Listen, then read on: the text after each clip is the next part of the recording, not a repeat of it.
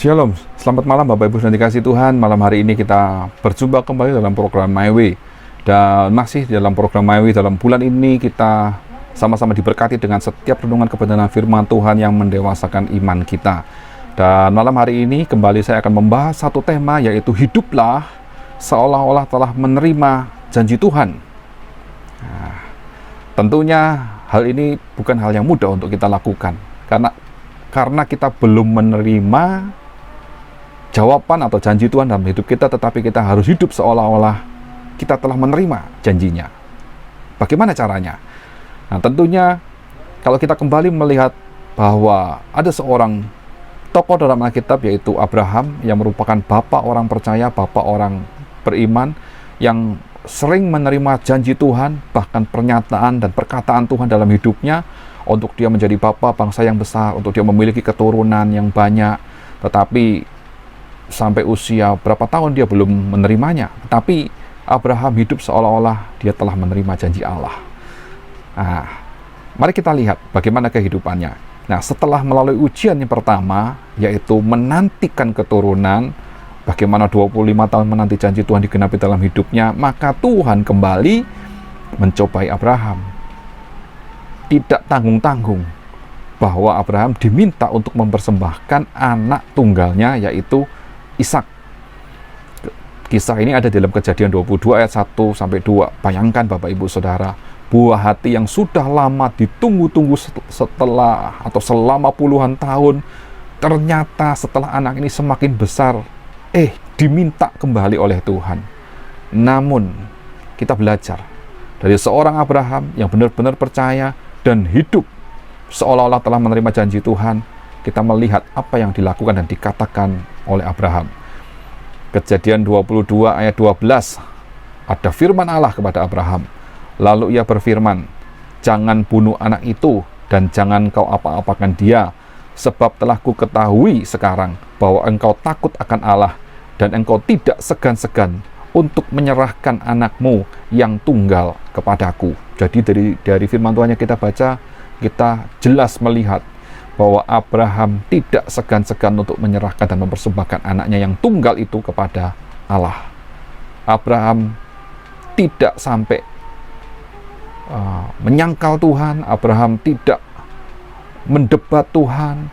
Abraham percaya bahwa apa yang Abraham percayai, bahwa Tuhan akan memberikan kepada Abraham bangsa yang besar, menjadi bapa dari segala bangsa yang besar, akan terjadi dalam hidupnya. Dan oleh sebab itu, Allah sangat menghargai imannya. Nah, bagaimana dengan kita? Jika kita sudah menerima janji Tuhan dalam hidup kita, lalu kita diminta oleh Allah untuk beriman lebih lagi sesuai dengan apa yang Tuhan sudah percayakan dalam hidup kita, apakah kita mau memberikannya kepada Tuhan dan mengasihi Tuhan lebih dalam lagi? Contohnya, misalnya dalam hidup kita ini kita berdoa dengan sungguh-sungguh kepada Tuhan supaya Tuhan memberkati kehidupan saya atau kehidupan pribadi saya, karena memang saya ini hidup dalam kondisi yang sangat susah, minim sekali, tidak mempunyai pekerjaan yang baik, penghasilan yang sedikit, belum lagi masalah keluarga yang silih berganti datang menghampiri kehidupan. Ada banyak tantangan dalam pekerjaan, ada banyak tantangan dalam kehidupan, dalam pekerjaan, dalam keluarga. Lalu kita berdoa dengan sungguh-sungguh pada Tuhan supaya Tuhan menjawab doa kita, supaya Tuhan memberkati kita, supaya kehidupan keluarga kita menjadi aman, damai, bahkan kita diberkati dengan berlebih. Dan ternyata Tuhan dengar doa kita. Tuhan memberkati kita dengan banyak hal dalam hidup kita, sehingga kehidupan kita menjadi lebih nikmat, lebih mewah, lebih bisa sedikit membanggakan diri karena kehidupan yang lebih baik. Kita bisa memiliki kekayaan atau harta benda yang mungkin dimiliki juga oleh orang-orang lain yang cukup berada. Nah, kita bersyukur untuk semua itu. Tetapi apa yang menjadi reaksi kita pada saat Tuhan menguji iman kita itu dengan mengambil semua yang Tuhan sudah percayakan dalam hidup kita? Ada orang yang sudah memiliki harta benda banyak dan menumpuknya dalam rumah, tiba-tiba dalam satu waktu ternyata rumahnya terbakar, kehilangan semua harta bendanya. Apa respon kita? Apa reaksi kita? Apakah kita marah dengan Tuhan? Ataukah kita kecewa dengan Tuhan? Ataukah kita bisa seperti Abraham yang tidak takut kehilangan, tidak marah, tidak menggenggam erat-erat apa yang sudah Allah janjikan dan diberikan kepada kita lalu diminta kembali. Itulah respon iman Abraham yang baik yang harus kita teladani. Yang hari ini saya ingin ajarkan buat kita semua, supaya kita hidup seolah-olah telah menerima janjinya. Itulah kenyataannya. Saat semua diambil, maka kita tetap beriman dan percaya kepada Tuhan bahwa Tuhan menepati janjinya. Ibrani 11 ayat 19 menceritakan pemikiran Abraham. Firman Tuhan berkata, karena ia berpikir bahwa Allah berkuasa membangkitkan orang-orang sekalipun dari antara orang mati, dan dari sana ia seakan-akan telah menerimanya kembali. Jadi saat Abraham mempersembahkan Ishak, Abraham yakin bahwa Allah sanggup untuk menghidupkan kembali Ishak sekalipun dia telah mati. Kalau kita mendengar kisah ini, kita mungkin bisa berkata, wow, betapa luar biasa iman Abraham. Abraham manusia biasa, kita juga manusia biasa. Abraham percaya kepada Tuhan dengan sungguh-sungguh. Apakah kita sungguh-sungguh percaya kepada Tuhan? Nah, ini yang menjadi persoalan dalam hidup kita sekarang. Malam hari ini, saya mau katakan bahwa kita tidak pernah tahu kapan janji Tuhan akan digenapi dalam hidup kita. Entah hari ini, besok, lusa, bulan depan, tahun depan, berapa tahun lagi, tetapi jangan lepaskan keyakinan Anda. Hiduplah seolah-olah Anda telah menerimanya, yaitu Anda harus hidup dipenuhi dengan damai sejahtera dan ucapan syukur senantiasa sekalipun Anda belum menerima janji Tuhan. Itulah iman.